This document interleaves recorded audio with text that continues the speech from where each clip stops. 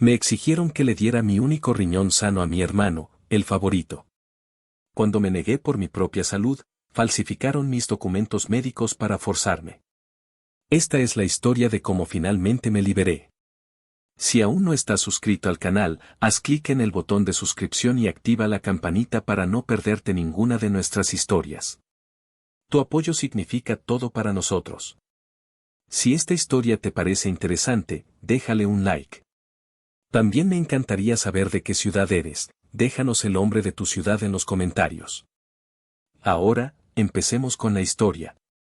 El mundo, a veces, te concede momentos de una paz tan perfecta que parecen frágiles, como una burbuja de jabón a punto de estallar.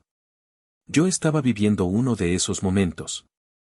Era un sábado por la tarde, la luz dorada del sol de Guadalajara se filtraba por la ventana de nuestra sala, pintando rayas cálidas sobre la alfombra. El aire olía a madera recién lijada y al aroma dulce del café que Valeria, mi esposa, acababa de preparar. En el suelo, sobre una alfombra suave, estaba mi santuario, mi pequeño universo de orden en medio del caos del mundo, un modelo arquitectónico de madera del Palacio de Bellas Artes. Cientos de piezas diminutas, cada una con un propósito, cada una encajando a la perfección para crear algo hermoso y estable. Mi hijo, Leo, de 9 años, estaba a mi lado. Sus deditos, réplicas en miniatura de los míos, sostenían con una concentración casi sagrada una de las pequeñas columnas del pórtico. ¿Así, papá?, preguntó, con la voz llena de esa seriedad infantil que te derrite el corazón. Exacto, campeón. Con cuidado. Recuerda lo que siempre te digo, cada pieza es importante. Si una falta o está mal puesta, toda la estructura se debilita. Él asintió, entendiendo la lección con una sabiduría que iba más allá de sus años. Valeria nos miraba desde el sofá, con una de esas sonrisas suyas que siempre me hacían sentir que, a pesar de todo, yo había hecho algo increíblemente bien en la vida. Tenía un libro en su regazo, pero no lo leía. Nos observaba a nosotros. A su familia.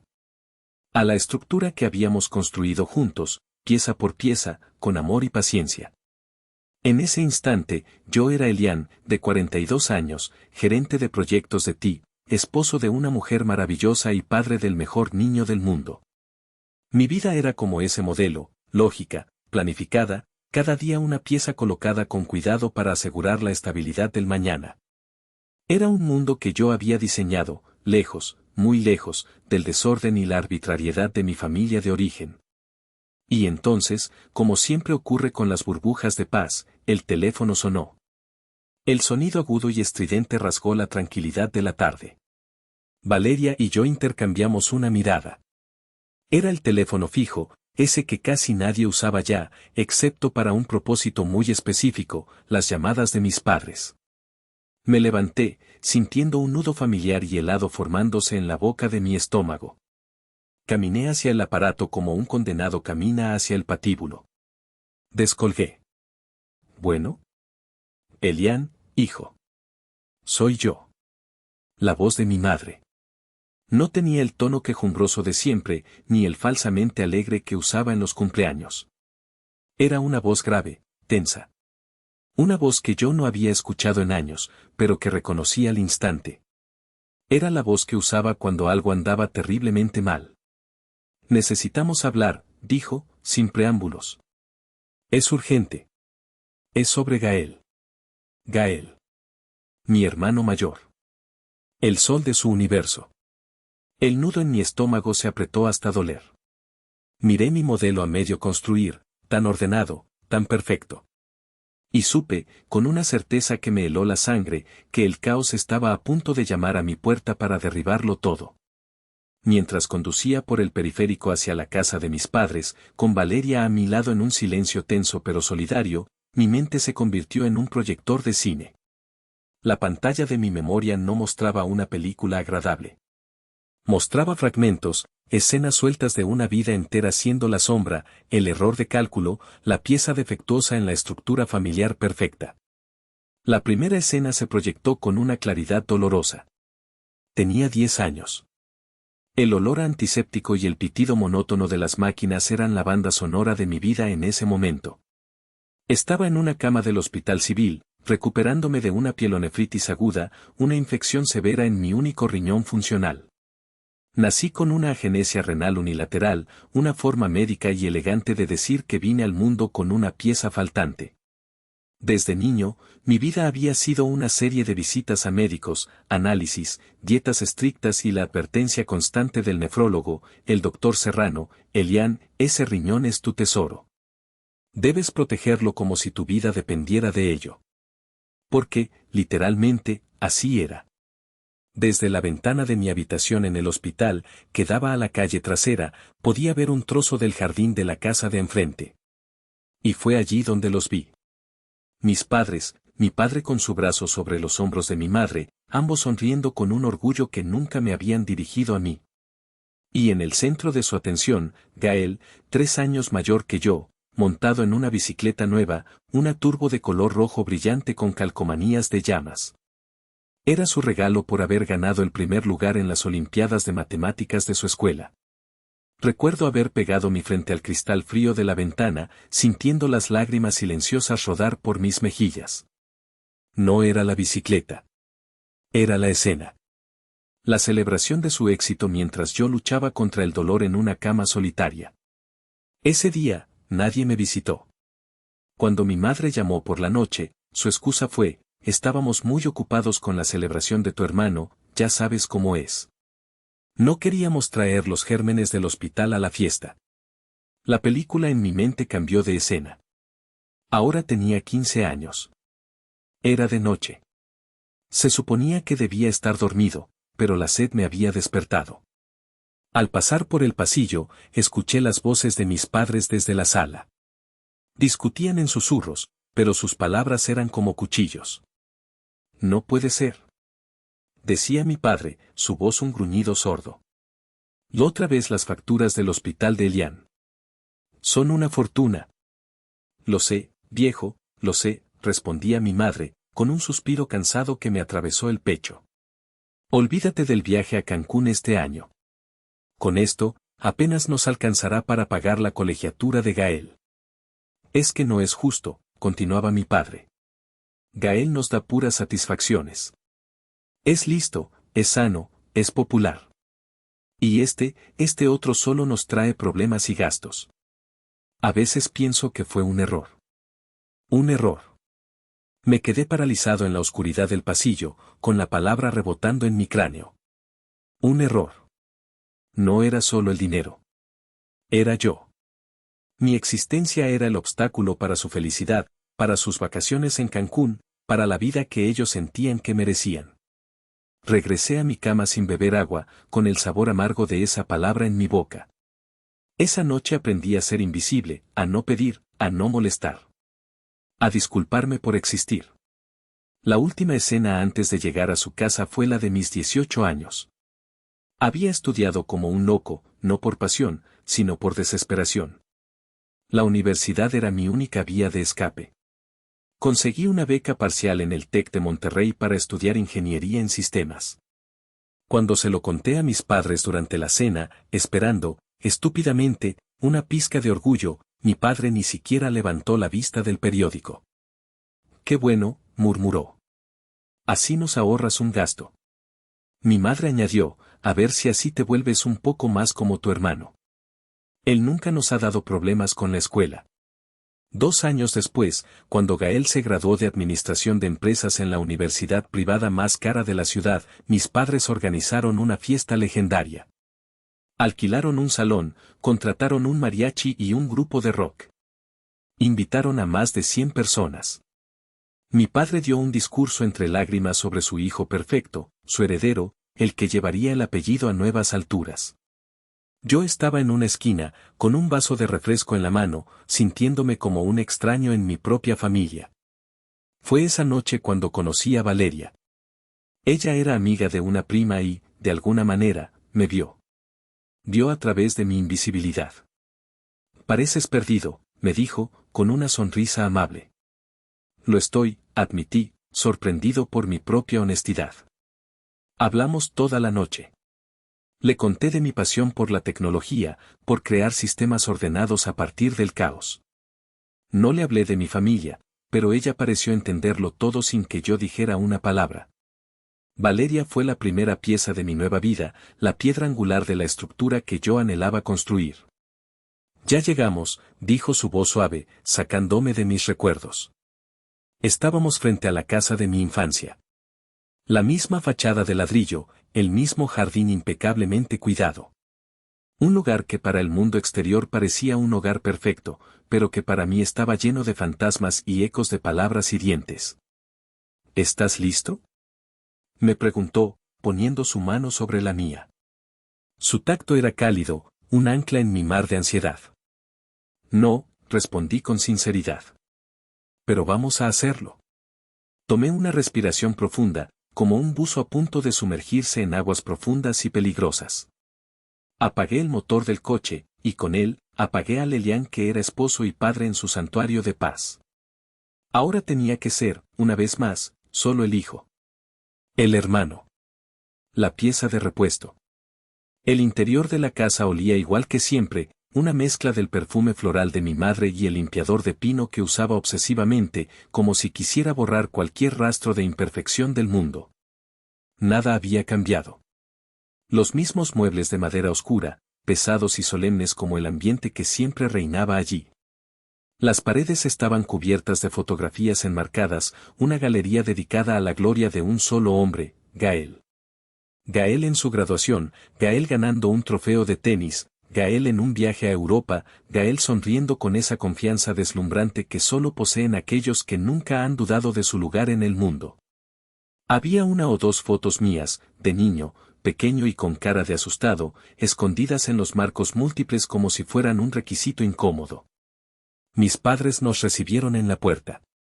Mi madre, con los ojos enrojecidos y una expresión de tragedia ensayada. Mi padre, con una rigidez en la mandíbula que delataba una tensión extrema. Nos guiaron a la sala, donde la escena principal ya estaba montada. Gael estaba hundido en el sofá más grande, el que siempre había sido su trono. Tenía 45 años, pero en ese momento parecía mucho mayor. Su piel tenía un tono amarillento, cetrino. Estaba más delgado, y sus ojos, usualmente brillantes y arrogantes, estaban opacos y rodeados de ojeras oscuras. Llevaba una manta sobre las piernas a pesar del calor de la tarde. Era la imagen perfecta de la víctima, el mártir, y la estaba interpretando a la perfección. Nos sentamos en el sofá de enfrente, Valeria y yo, sintiéndonos como acusados en un tribunal. Hubo un silencio espeso, cargado de palabras no dichas. Mi madre se sonaba la nariz con un pañuelo de encaje.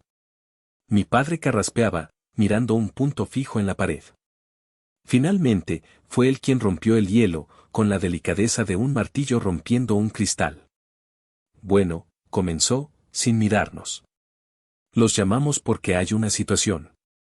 Una situación grave. Valeria, siempre directa, preguntó, ¿qué pasa? ¿Gael está bien? Mi madre soltó un sollozo ahogado. No, no está bien. Mi niño está muy enfermo. Gael levantó la vista del suelo, y por un segundo vi un destello de su antigua arrogancia. Tengo insuficiencia renal, dijo, con una voz que pretendía ser débil pero que aún conservaba un eco de su egocentrismo. Terminal. La palabra terminal flotó en el aire de la habitación, pesada y venenosa. Sentí que el aire se me escapaba de los pulmones. A pesar de todo, era mi hermano. Lo siento mucho, Gael, dije, y lo sentía de verdad. ¿Qué dicen los doctores? ¿Cuáles son las opciones? Mi padre se inclinó hacia adelante, adoptando el tono de un hombre de negocios a punto de cerrar un trato. Las opciones son limitadas. Diálisis, por supuesto. Ya empezó con eso, es un infierno. Pero no es una solución a largo plazo. La única solución real, es un trasplante. Asentí lentamente, procesando la información.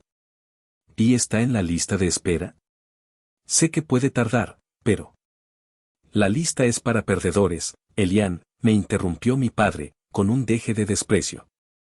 No vamos a dejar que el futuro de esta familia dependa de la burocracia.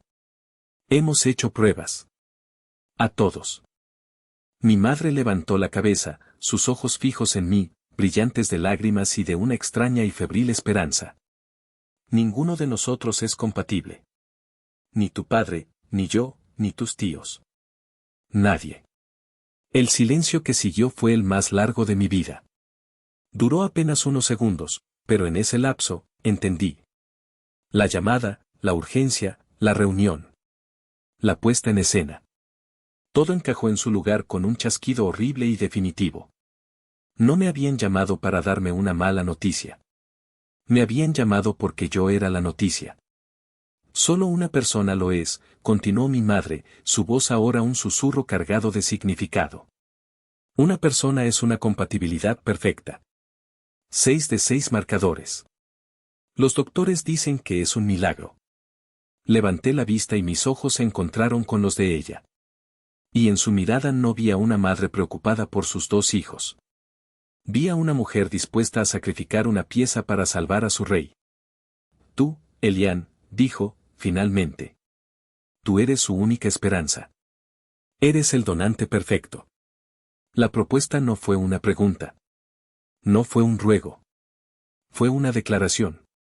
Una sentencia. La presentaron como la única solución lógica y natural, como si el hecho de que yo tuviera un solo riñón, un riñón que me mantenía con vida por un hilo, fuera un detalle insignificante. Una pequeña molestia en el gran plan para salvar a Gael. Sentí la mano de Valeria apretando la mía con fuerza, casi con dolor. Supe que ella estaba viendo exactamente lo mismo que yo, no una familia pidiendo ayuda, sino un grupo de extraños exigiéndome que firmara mi propia sentencia de muerte para que su mundo perfecto pudiera seguir girando sin interrupciones. Me quedé sin palabras. El aire en la habitación se sentía denso, irrespirable. Mi mente era un torbellino de incredulidad y un horror que me resultaba familiar.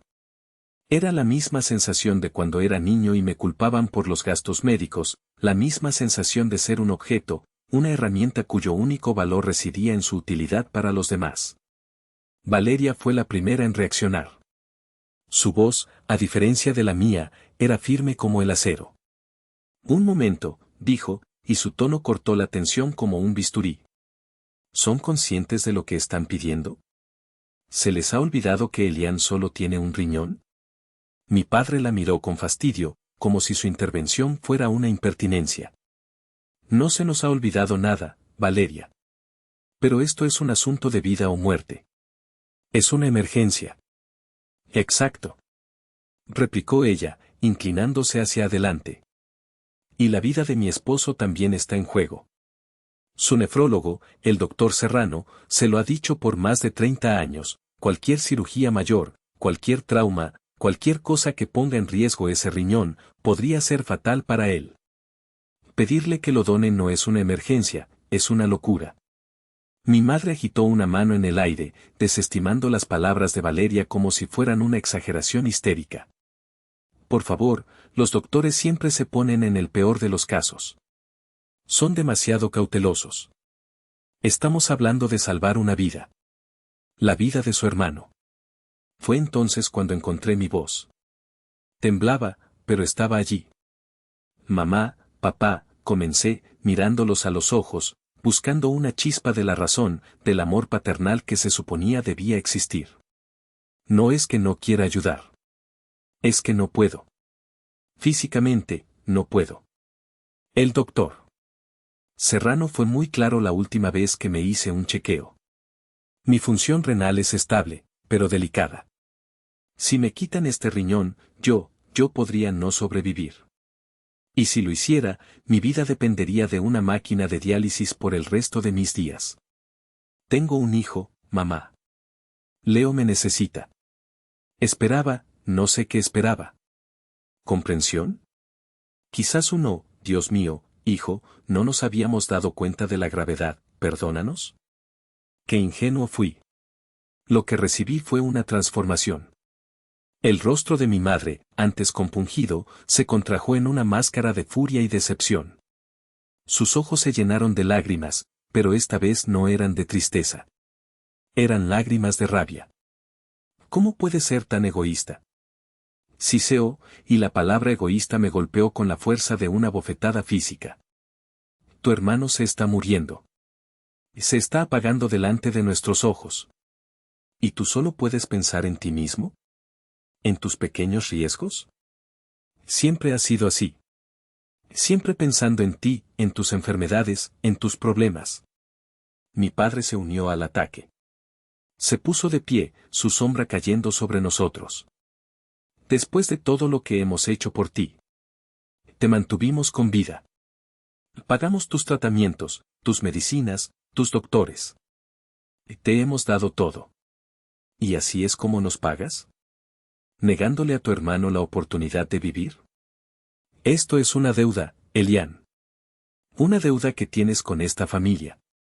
La ironía era tan amarga que casi me ahoga. ¿La deuda? ¿Qué deuda? ¿La de recordarme cada día que yo era una carga financiera? ¿La de hacerme sentir como un ciudadano de segunda clase en mi propia casa? La mayor parte de mis gastos médicos importantes los habían cubierto mis abuelos maternos, algo que mis padres convenientemente olvidaban. El apoyo emocional, el amor incondicional, eso me lo había dado Valeria y su familia. ¿Qué me habían dado ellos, además de un complejo de inferioridad y una vida de sentirme culpable por respirar? Gael, mientras tanto, había perfeccionado su acto. Se cubrió el rostro con las manos y sus hombros empezaron a sacudirse en sollozos silenciosos y dramáticos. Era una actuación digna de un Oscar, diseñada para apuñalarme directamente en el corazón. No pasa nada, mamá, papá, dijo con la voz quebrada, sin descubrirse el rostro. Déjenlo. Si mi hermano prefiere verme morir antes que arriesgarse un poquito, lo entiendo. No lo obliguen. Yo ya acepté mi destino. Arriesgarse un poquito. La frase era tan absurda, tan insultante, que me dejó sin aliento. Estaban minimizando mi posible muerte, convirtiéndola en un inconveniente menor. Me levanté, temblando de pies a cabeza. Valeria se levantó conmigo, su mano en mi espalda, un pilar de fuerza en mi mundo que se desmoronaba. No tenemos nada más que hablar, dije, con la voz ahogada. Lo siento mucho por tu enfermedad, Gael. De verdad. Pero no puedo suicidarme para salvarte. No lo haré. Mi madre se puso de pie de un salto, bloqueándome el paso. Su rostro estaba a centímetros del mío, desfigurado por la ira. Tú no te vas de aquí. Gritó. No hasta que entres en razón. Eres un cobarde. Un egoísta y un malagradecido. Tu hermano te necesita y tú le das la espalda. Te arrepentirás de esto, Elian. Juro por Dios que te arrepentirás.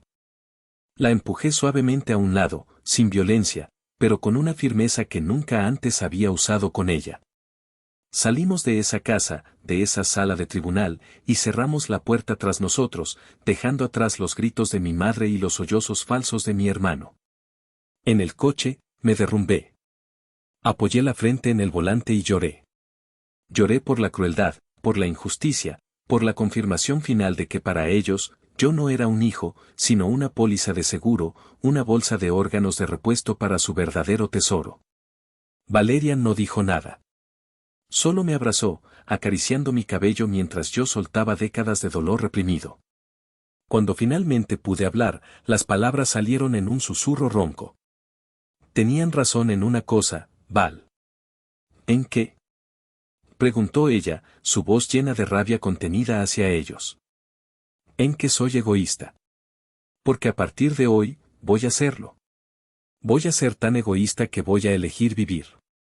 Voy a elegir a mi hijo. Voy a elegirte a ti. Los voy a elegir a ellos por encima de todo. Y al diablo con su deuda. Ella me besó en la frente. Eso no es egoísmo, Elian. Eso es ser un esposo y un padre. Eso es, simplemente, ser un hombre. Pero mientras conducíamos de regreso a nuestro santuario, las palabras de mi madre seguían resonando en mi cabeza como un eco maldito, egoísta. Cobarde. Malagradecido.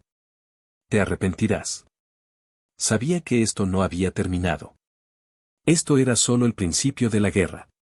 La guerra, efectivamente, había comenzado. Y el primer campo de batalla fue mi teléfono. Los días que siguieron a esa reunión fueron un infierno digital, una campaña de acoso y manipulación orquestada con una precisión militar. Mi teléfono vibraba y sonaba sin cesar, una tortura constante en mi bolsillo. Si lo apagaba, el de Valeria comenzaba a sonar. Habían abierto un frente de batalla en todos los flancos. Primero fueron mis padres. Mi madre me dejaba mensajes de voz que eran obras maestras del melodrama.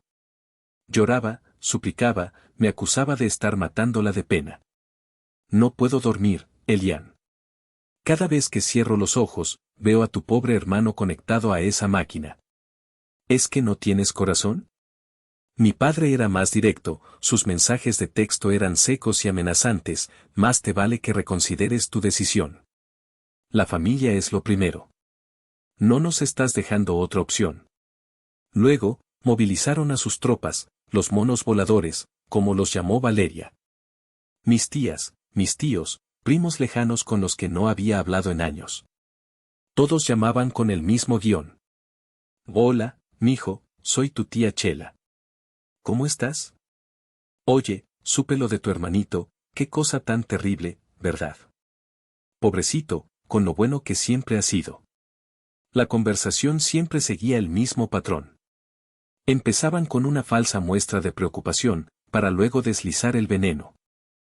Tu mamá está destrozada, Elian. Dice que no te reconoce. Que te has vuelto muy duro, muy frío. Nosotros sabemos que no eres así. Seguro que lo pensarás mejor, ¿verdad?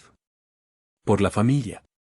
Cada llamada era una pequeña puñalada, un intento de erosionar mi resolución a través de la culpa y la presión social. Me estaban pintando como el villano de la historia, el monstruo sin corazón que le negaba la vida a su hermano mártir. Pero el más artero de todos era Gael. Él no me acusaba. Él no me gritaba. Su táctica era mucho más sutil y, por lo tanto, más peligrosa. Me enviaba mensajes de texto a horas intempestivas, siempre de madrugada, cuando sabía que las defensas de una persona están más bajas. No puedo dormir, hermanito. El ruido de la máquina de diálisis no me deja. ¿Te acuerdas cuando éramos niños y me contabas cuentos para que me durmiera cuando tenía miedo a la oscuridad? Hoy vi una foto nuestra en la playa, en Mazatlán. Éramos tan felices. ¿Qué nos pasó, Elian? Y el que casi me rompe, no te preocupes por mí. Si algo me pasa, solo quiero que le digas a Leo que su tío lo quería mucho. Y que yo te habría dado mis 2 riñones si los hubieras necesitado. Sin pensarlo. Era un bombardeo psicológico. Cada mensaje, cada llamada, estaba diseñado para hacerme dudar, para quebrar mi espíritu. Empecé a dormir mal. Daba vueltas en la cama, con sus voces resonando en mi cabeza. ¿Y si tenían razón? ¿Y si era un monstruo egoísta? ¿Y si el resto de mi vida estaría marcada por la culpa de haber dejado morir a mi hermano? Valeria fue mi roca. Una noche, me encontró en la cocina a las 3 de la mañana, mirando la pantalla del teléfono con los ojos desorbitados. Se acercó, me quitó el teléfono de las manos y lo apagó. Basta, dijo con una firmeza inquebrantable. Esto es veneno, Elian. Te están envenenando la mente. No puedes seguir escuchándolos. Pero, Val, ¿y si? ¿Y si qué? Me interrumpió. ¿Y si te mueres en la plancha de un quirófano? ¿Y si dejas a Leo sin padre? ¿Y si pasas el resto de tu vida, si es que te queda alguna, atado a una máquina? ¿Has pensado en eso? Ellos no lo han hecho. Solo piensan en sí mismos, en su precioso hijo de oro y en su estúpida fachada de familia perfecta. No les debes nada. Tu única obligación es contigo, con Leo y conmigo. Sus palabras eran duras, pero eran el antídoto que yo necesitaba. Me abrazó con fuerza. Mañana vas a hacer 2 cosas, me dijo. Vas a llamar a tu abogado y vas a pedir una cita con el doctor Serrano. Necesitas escuchar la verdad de gente que sí se preocupa por ti. Al día siguiente, seguí su consejo. La conversación con el abogado fue breve. Me aconsejó documentar cada llamada, cada mensaje. Guardarlo todo. Por si acaso, dijo. Luego, llamé al consultorio del doctor Serrano. Su secretaria me dio una cita para esa misma tarde. El doctor Serrano era un hombre de unos 70 años, de cabello blanco y ojos azules penetrantes que parecían ver directamente a través de ti. Había sido mi médico desde que yo era un adolescente. Me conocía mejor que mis propios padres. Entré a su consultorio, un espacio ordenado y lleno de libros, y me senté frente a su escritorio. Le conté todo. La reunión, la propuesta, la presión, el chantaje emocional. Mientras hablaba, su expresión pasó de la sorpresa a la incredulidad y finalmente a una ira fría y controlada. Cuando terminé, se reclinó en su silla y se quitó las gafas, frotándose el puente de la nariz. Elian, dijo, y su voz era grave, solemne. He escuchado muchas cosas en mis 40 años de carrera. He visto tragedias, milagros y mucha estupidez humana. Pero esto que me cuentas es una de las cosas más monstruosas y éticamente reprobables que he oído en mi vida. Se levantó y caminó hacia un archivador. Sacó mi expediente, una carpeta gruesa y desgastada por los años. La abrió sobre su escritorio. Mira, dijo, señalando unos gráficos y números. Esta es tu función renal. Es estable, sí. Gracias a que has sido un paciente ejemplar toda tu vida. Has seguido la dieta, has tomado tus medicamentos, has evitado los excesos. Has hecho todo bien. Pero mira este número. Tu tasa de filtración glomerular está en el límite inferior de lo normal. Es el resultado de tener un solo riñón trabajando el doble durante 42 años. Me miró fijamente. Permíteme ser brutalmente honesto contigo, porque parece que eres el único en tu familia que no ha escuchado la verdad. Si tú donas ese riñón, no es una posibilidad que tengas problemas. Es una certeza. En el mejor de los casos, acabarías en diálisis en menos de un año. En el peor, no saldrías del hospital.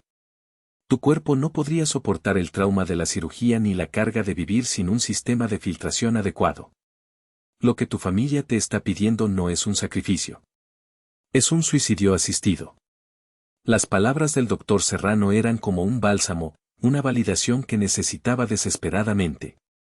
No estaba loco. No era un cobarde.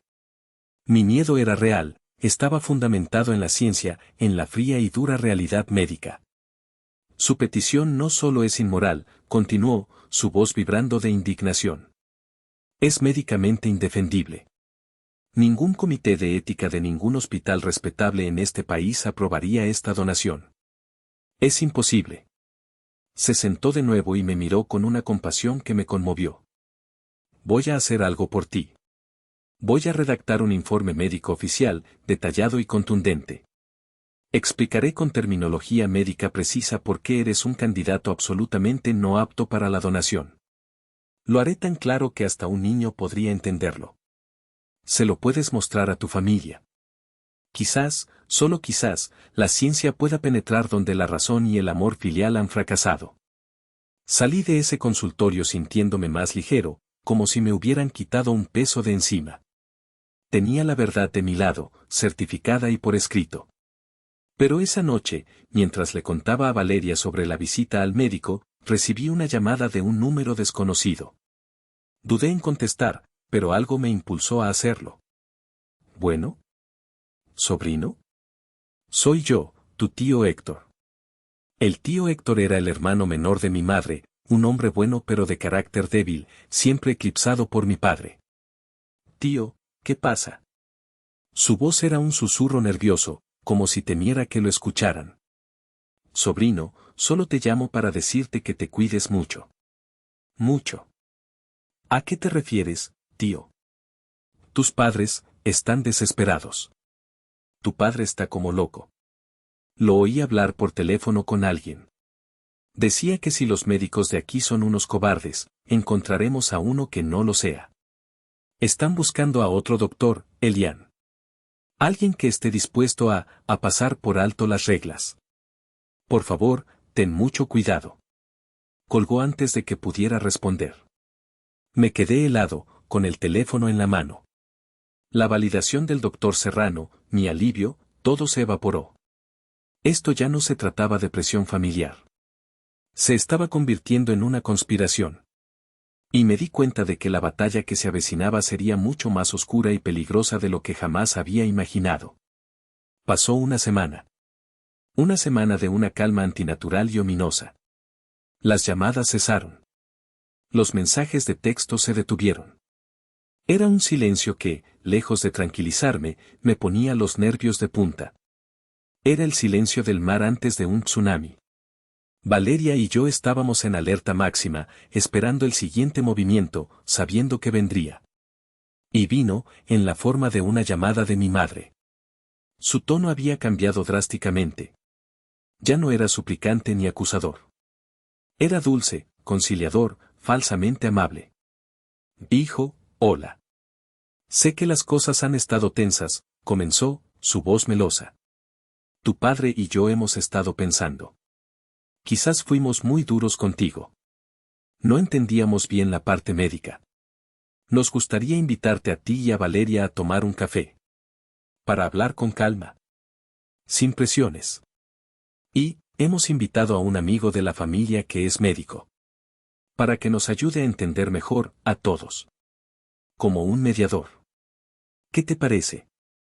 Mi instinto gritaba, no vayas. Es una trampa. Pero una parte de mí, esa parte estúpida y esperanzada que se negaba a morir, pensó, ¿y si es verdad? ¿Y si finalmente están dispuestos a escuchar? Valeria fue más escéptica. No me gusta, Elian. Suena a una emboscada. Lo sé, le dije.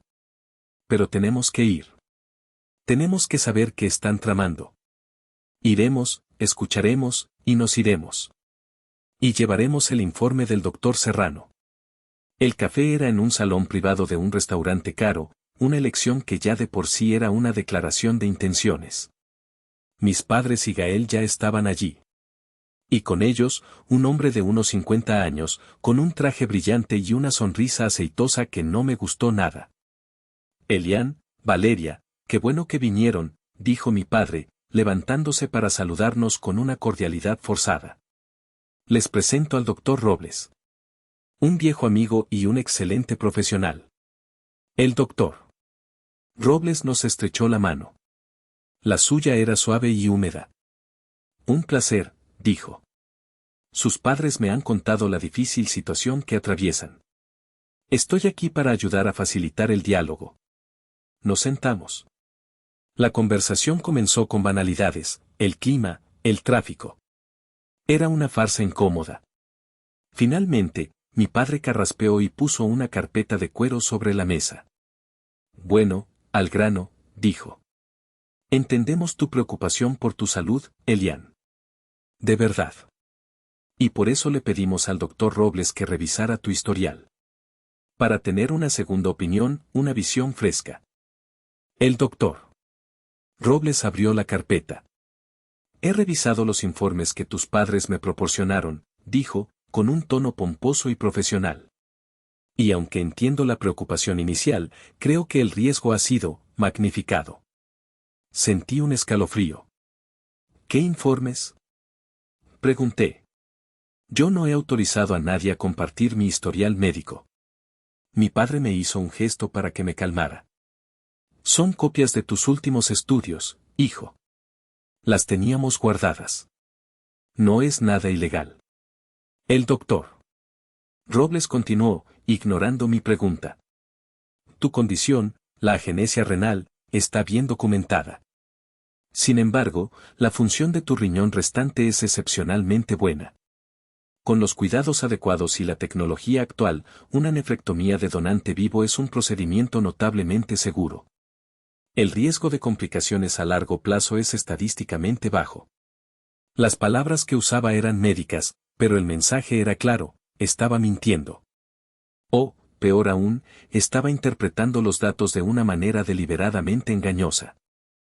Eso no es lo que dice mi nefrólogo de toda la vida, intervine, mi voz temblando de ira.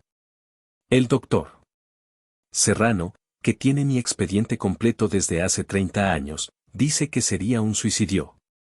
Saqué el informe que el doctor Serrano me había preparado y lo puse sobre la mesa. Aquí está su opinión. Por escrito. El doctor Robles apenas le echó un vistazo, con una sonrisa condescendiente. Ah, sí. El doctor Serrano. Un buen médico, sin duda. Pero de la vieja escuela. A veces, los médicos que han tratado a un paciente durante mucho tiempo desarrollan un apego emocional. Su juicio puede verse nublado. Era una acusación tan vil, tan insultante a la integridad de un hombre como el doctor Serrano, que me quedé sin aliento. Pero la verdadera bomba estaba por llegar. De hecho, continuó el doctor Robles, sacando otro fajo de papeles de la carpeta, creemos que la raíz de tu negativa no es puramente médica. Me pasó los papeles. Los miré. El encabezado decía, evaluación psicológica preliminar. Mi nombre estaba en la parte superior. Empecé a leer. Era un análisis burdo y ofensivo, lleno de jerga psicológica barata. Hablaba de un complejo de inferioridad no resuelto, de una rivalidad fraternal reprimida, de un deseo inconsciente de castigar a la figura del hermano exitoso. Concluía que mi negativa a donar no se basaba en un miedo médico racional, sino en un profundo resentimiento psicológico. ¿Qué es esta basura? Tartamudeé, sintiendo que la sangre me hervía en las venas. Yo nunca he hablado con ningún psicólogo.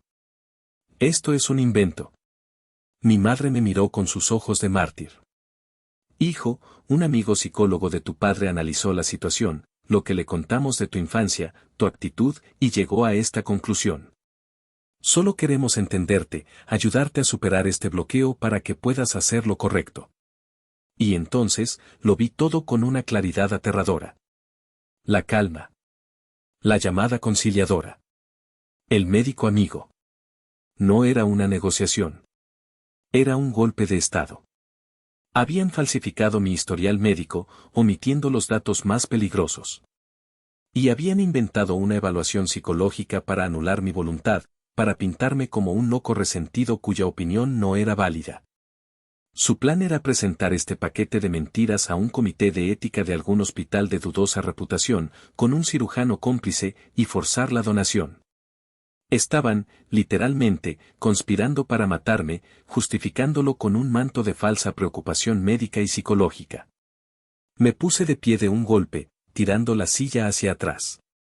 El estruendo resonó en el salón silencioso. ¿Se dan cuenta de lo que han hecho? Grité, y mi voz se rompió, no por debilidad, sino por una furia tan pura y blanca que me cegaba. Han falsificado documentos. Han inventado un diagnóstico psicológico. Están intentando matarme. A su propio hijo. Valeria también se puso de pie, con el teléfono en la mano, ya marcando un número.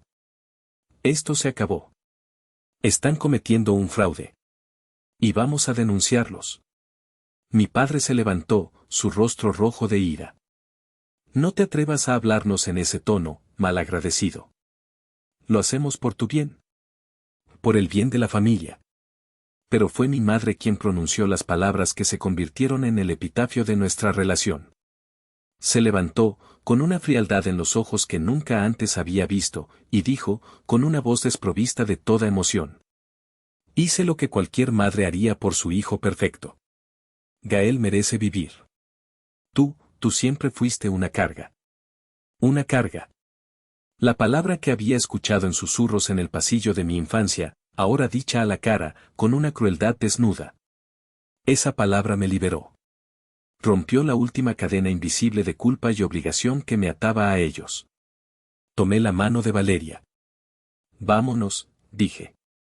Salimos de ese restaurante, dejando atrás la carpeta de mentiras sobre la mesa, dejando atrás a 3 personas que ya no reconocía como mi familia. El aire exterior, aunque contaminado por el tráfico de la ciudad, se sintió puro y limpio en mis pulmones. Estaba temblando, pero por primera vez en mi vida, no sentía miedo ni culpa. Solo una extraña y terrible calma. La calma de saber que ya no había nada que salvar. La calma de saber que la guerra no era para convencerlos, sino para sobrevivir a ellos. La noche después del desastre en el restaurante fue larga y oscura. Valeria y yo nos sentamos en la sala, en silencio, mientras Leo dormía plácidamente en su habitación, ajeno al terremoto que había sacudido los cimientos de nuestra vida. El informe falsificado y la evaluación psicológica inventada estaban sobre la mesa de centro, una prueba tangible de hasta dónde estaban dispuestos a llegar. Tenemos que llamar al abogado mañana a primera hora, dijo Valeria, su voz era un susurro tenso. Esto ya no es un drama familiar, Elian. Esto es un delito. Yo asentí, incapaz de articular palabra.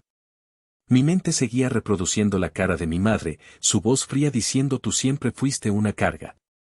Era como si 40 años de sentirme inadecuado se hubieran cristalizado en ese único y brutal momento. Fue entonces cuando el teléfono de Valeria vibró. Un número desconocido. Ella dudó, pero contestó, poniendo la llamada en altavoz. ¿Bueno? ¿Hablo con Valeria, la esposa de Elian? La voz era de un hombre, sonaba nerviosa. Sí, soy yo. ¿Quién habla? Hubo una pausa. Mi nombre es Dante. Fui socio de Gael. Y amigo. Hace mucho tiempo. Valeria y yo nos miramos. ¿Qué es lo que quiere? Preguntó ella, con cautela. Escucha, sé que es tarde y esto es raro, dijo Dante, su voz bajando de volumen, como si temiera ser escuchado. Pero me enteré de lo que está pasando. Los rumores vuelan. Y hay algo que necesitan saber. Algo que Gael y sus padres no quieren que nadie sepa. El corazón me empezó a latir con fuerza. ¿Qué cosa? Pregunté, acercándome al teléfono. Dante suspiró. La enfermedad de Gael, su insuficiencia renal, no es mala suerte. No es genética. No es una tragedia inevitable. ¿Entonces qué es? Presionó Valeria. Es el resultado de casi 20 años de alcoholismo y una adicción al juego que lo ha dejado en la ruina, soltó Dante, y cada palabra fue como una detonación en el silencio de nuestra sala. Gael no es la víctima que aparenta ser. Es un hombre que ha quemado todos sus puentes, que ha estafado a sus amigos, que ha bebido hasta destrozarse el hígado y los riñones. Nos quedamos en shock. La imagen del hijo de oro, del triunfador, del hombre perfecto, se hizo añicos en un instante. Dante continuó, su voz ahora llena de un resentimiento largamente guardado. Yo fui uno de los estafados. Me convenció de invertir todos mis ahorros en un negocio que resultó ser una farsa para pagar sus deudas de juego. Perdí todo. Cuando lo confronté, se rió en mi cara. Sus padres, por supuesto, lo defendieron. Pagaron para que el asunto no se hiciera público y me amenazaron si abría la boca. Siempre lo han protegido, siempre han limpiado su desastre. ¿Por qué nos dice esto ahora? Pregunté, mi mente luchando por procesar la revelación. Porque me enteré de que te están presionando para que le des tu riñón. Y eso cruzó una línea. Una cosa es que sea un cabrón irresponsable, y otra muy distinta es que su irresponsabilidad ponga en riesgo la vida de su hermano. Él no se merece tu sacrificio, Elian. No se merece que nadie se sacrifique por él. Él mismo cavó su propia tumba. La llamada terminó poco después. Dante nos dijo que estaría dispuesto a testificar si fuera necesario. Colgamos, y el silencio que quedó fue diferente. Ya no era un silencio de shock y dolor. Era un silencio de una claridad absoluta y terrible. El segundo gran giro de la trama había sido revelado. Y era devastador. Toda la narrativa que mis padres habían construido, la del pobre Gael, la víctima de una cruel jugarreta del destino, era una mentira. Una mentira gigantesca y elaborada para ocultar la vergonzosa verdad de su hijo perfecto. El sacrificio que me exigían no era un acto noble para salvar a un hombre bueno. Era, una vez más, una operación de limpieza. Querían que yo, con mi propio cuerpo, con mi propia vida, pagara la factura final de las décadas de irresponsabilidad de Gael. Querían que yo borrara la consecuencia más visible de sus fracasos como padres y de los vicios de su hijo. Me levanté y caminé hacia la ventana, mirando la ciudad dormida. La ira que sentía era fría y afilada como el acero. La tristeza se había evaporado, reemplazada por una determinación de hielo. Ya no se trata de defenderme, Val, dije, sin darme la vuelta. Ahora se trata de contraatacar. Ella se acercó y me abrazó por la espalda. Estoy contigo. Hasta el final. Esa noche, por primera vez en semanas, dormí profundamente. Ya no había dudas. Ya no había culpa. Solo había un camino a seguir. El camino de la verdad. Y sabía que, aunque fuera doloroso, la verdad era la única arma que tenía para demoler, pieza por pieza, el castillo de mentiras que mi familia había construido. A la mañana siguiente, el sol entró por la ventana con una intensidad que parecía reflejar mi nueva determinación. Ya no era la víctima acorralada. Era un hombre con un plan. Un hombre armado con la verdad. La primera llamada fue a nuestro abogado, un hombre llamado Fernando, recomendado por un colega de Valeria. Era conocido por ser implacable. Le contamos todo, la conspiración, los documentos falsificados, y la revelación de Dante sobre el pasado de Gael. Hubo un silencio en la línea, y luego Fernando soltó un silbido bajo.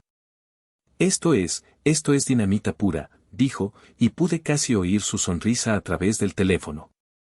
Esto ya no es un caso de derecho familiar. Estamos entrando en territorio penal. Fraude, coacción, posible conspiración para causar lesiones graves. Tienen un problema muy, muy serio.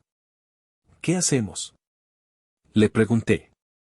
Por ahora, vamos a atacar en dos frentes, explicó Fernando. Primero, el frente legal.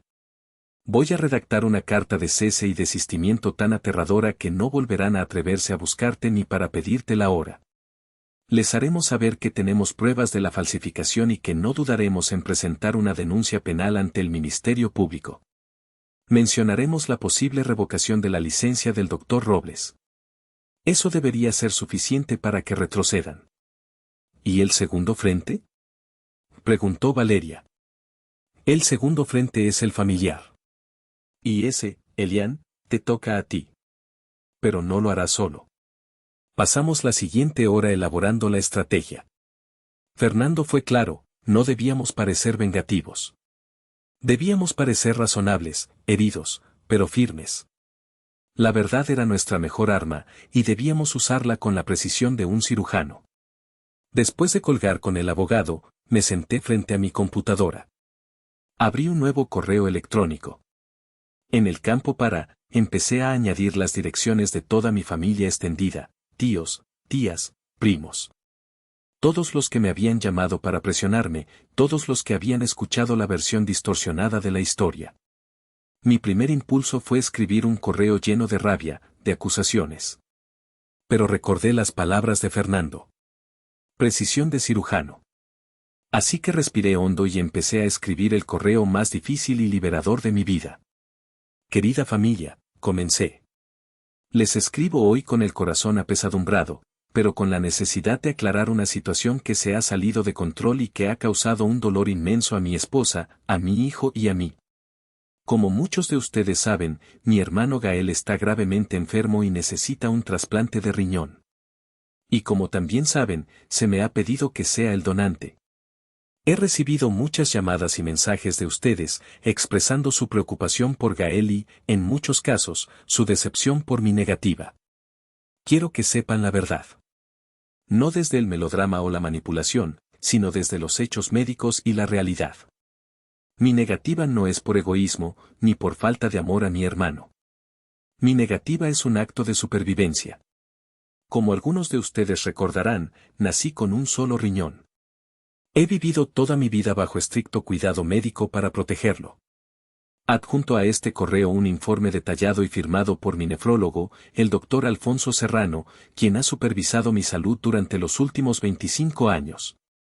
El informe concluye, en términos inequívocos, que la donación de mi único riñón me pondría en un riesgo mortal e irreversible. Les pido que lo lean. Hice una pausa y adjunté el archivo PDF que el doctor Serrano me había enviado. Luego, continué con la parte más difícil. Además, ha llegado a mi conocimiento que la causa de la enfermedad de mi hermano no es la que se les ha contado. No es una tragedia genética ni mala suerte. Es la triste consecuencia de una larga historia de decisiones personales autodestructivas. No entraré en detalles por respeto a lo que alguna vez fue mi familia, pero es importante que sepan que la narrativa de la víctima inocente no es cierta. No necesitaba dar el testimonio de Dante. Solo necesitaba plantar la semilla de la duda, la grieta en la fachada. Finalmente, quiero informarles que mis padres y mi hermano, en su desesperación, han recurrido a actos que cruzan la línea de lo moral y lo legal, incluyendo la falsificación de documentos médicos y la coerción. Debido a esto, he tenido que tomar la dolorosa decisión de poner este asunto en manos de mis abogados. Cualquier intento futuro de contacto, presión o acoso será tratado por la vía legal. Lamento profundamente haber llegado a este punto. Amo a mi familia, o al menos, la idea de lo que una familia debería ser. Pero mi primera y más sagrada responsabilidad es proteger la vida que tengo y el bienestar de mi esposa Valeria y mi hijo Leo. Doy este asunto por cerrado. Les pido que respeten mi decisión y mi silencio. Firmé con mi nombre, sin más. Lo leí 1, 2, 3 veces. Valeria lo leyó a mi lado y asintió, con los ojos llenos de lágrimas, pero también de orgullo. Con el dedo temblando, hice clic en enviar. En el momento en que el correo se fue, sentí como si una cadena invisible que había llevado al cuello toda mi vida se hubiera roto. Ya no era su secreto. Ya no era su narrativa. La verdad estaba ahí fuera, expuesta a la luz. Me recliné en la silla, exhausto pero extrañamente en paz. Había lanzado mi contraataque. Ahora solo quedaba esperar y ver cómo caían las piezas del castillo de mentiras que ellos habían construido. El correo electrónico fue una bomba atómica lanzada en el tranquilo y falso suburbio de mi vida familiar. Las réplicas no tardaron en llegar. Las primeras 24 horas fueron de un silencio sepulcral. Imagino que fue el tiempo que le tomó a la onda expansiva llegar a todos, el tiempo que tardaron en leer, en procesar, en hablar entre ellos en susurros y llamadas frenéticas. Luego, comenzó el goteo. La primera llamada fue de mi tía Chela, la misma que me había llamado para hablarme del pobre Gael. Su voz era completamente diferente. Sonaba avergonzada, balbuceante. Mijo. Elian, acabo de leer tu correo. ¿Y el informe del doctor? Yo no tenía idea. Tu madre nos dijo que era un riesgo menor, que estaba siendo difícil. Dios mío, Elian, perdóname. Perdóname por haberte presionado. No supe qué decir. Solo murmuré un está bien, tía, aunque no lo estaba. Después de ella, llamó mi tío Héctor. Esta vez no susurraba. Su voz era firme, llena de una rabia justa que nunca le había conocido. Lo sabía. Dijo. Y sabía que estaban tramando algo sucio. Leí el informe, sobrino. Y lo que cuentas de la causa de la enfermedad de Gael, todo encaja. Sus desapariciones, su falta de dinero constante, la forma en que tus padres siempre lo cubrían todo. Son unos mentirosos. Estoy tan avergonzado de ellos, y tan orgulloso de ti por haberte defendido. Las llamadas siguieron llegando. Algunos primos se disculparon. Otros simplemente enviaron mensajes de texto diciendo estamos contigo. La familia se fracturó visiblemente en dos bandos, los que se horrorizaron por la verdad y se pusieron de mi lado, y los que, por lealtad ciega a mis padres o por miedo al conflicto, eligieron el silencio. Ese silencio era, en sí mismo, una respuesta. El golpe de gracia para la narrativa de mis padres vino del frente legal. Fernando, nuestro abogado, nos informó que la carta de cese y desistimiento había sido entregada. Y había tenido el efecto deseado. El doctor Robles aparentemente entró en pánico, temiendo por su licencia médica, y se desvinculó por completo de mis padres, negando haber participado en cualquier falsificación. El abogado de mis padres, porque, por supuesto, tuvieron que contratar uno, llamó a Fernando para decir que todo había sido un terrible malentendido. Pero el verdadero colapso vino de adentro. La verdad sobre el estilo de vida de Gael, aunque yo solo la había insinuado, se extendió como la pólvora. La gente empezó a conectar los puntos. El castillo de naipes del Hijo de Oro se derrumbó de forma espectacular. Sin la posibilidad de un trasplante forzado, enfrentado a la desaprobación de gran parte de la familia y sin el manto de víctima inocente que lo protegiera, Gael se vino abajo. Nos enteramos por el tío Héctor que tuvo una crisis nerviosa. Finalmente, sin más opciones, fue inscrito en la lista de espera nacional para un trasplante, un proceso que podría llevar años. Y como condición para ser considerado un candidato viable, fue obligado a ingresar en un programa de rehabilitación para alcohólicos. La imagen pública de la familia perfecta, que mis padres habían cultivado con tanto esmero durante casi 50 años, se hizo añicos. Quedaron socialmente aislados, abandonados por muchos de los mismos familiares a los que habían intentado usar como peones en su juego. Nunca recibí una disculpa de ellos. Ni una llamada. Ni un mensaje. Su respuesta fue un silencio gélido y absoluto. Para ellos, mi pecado no fue negarme a morir, mi pecado fue exponer su mentira. Y eso era algo que nunca me perdonarían. Unas semanas después, mientras la polvareda empezaba a asentarse, Fernando nos llamó con noticias sobre el frente legal. Tengo buenas noticias, dijo. La clínica donde trabaja el doctor Robles, para salvar su propia reputación, ha iniciado una investigación interna. Y parece que el comité de ética del hospital al que sus padres planeaban acudir recibió una alerta anónima sobre un posible fraude. No sé de dónde pudo haber salido esa alerta, dijo, con un tono que sugería que él sabía perfectamente de dónde había salido. El punto es que sus padres están bajo la lupa. No creo que enfrenten cargos penales, sería difícil de probar sin la cooperación del doctor Robles, pero su reputación en ciertos círculos está acabada. Han sido, en efecto, puestos en una lista negra. Colgué el teléfono y miré a Valeria. No sentía alegría.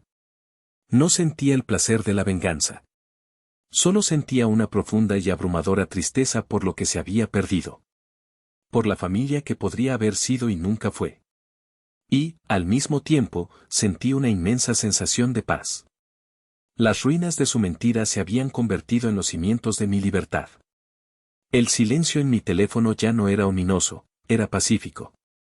La ausencia de sus dramas, de sus exigencias, de su juicio constante, era como un bálsamo para mi alma herida. Estaba libre. Realmente libre. Los meses que siguieron fueron como aprender a respirar de nuevo después de haber estado bajo el agua demasiado tiempo. El mundo parecía más brillante, los colores más vivos. El silencio en mi vida ya no era una ausencia, sino una presencia, la presencia de la paz. Cambié mi número de teléfono. Valeria y yo depuramos nuestras redes sociales, creando un círculo pequeño y cerrado de amigos verdaderos y familiares que nos habían apoyado. Fue como entrar en un programa de protección de testigos, pero en lugar de huir de un criminal, huíamos de la toxicidad. La vida se asentó en un nuevo ritmo, uno más lento y significativo. Los fines de semana ya no estaban manchados por la anticipación de una llamada telefónica desagradable o una visita obligada. En su lugar, se llenaron de excursiones al bosque de la primavera, de tardes de cine en casa con montañas de palomitas, de visitas a los abuelos de Valeria, que me habían adoptado como a un hijo propio. Una tarde de domingo, unos 6 meses después de que todo hubiera explotado, estábamos los tres en la mesa del comedor.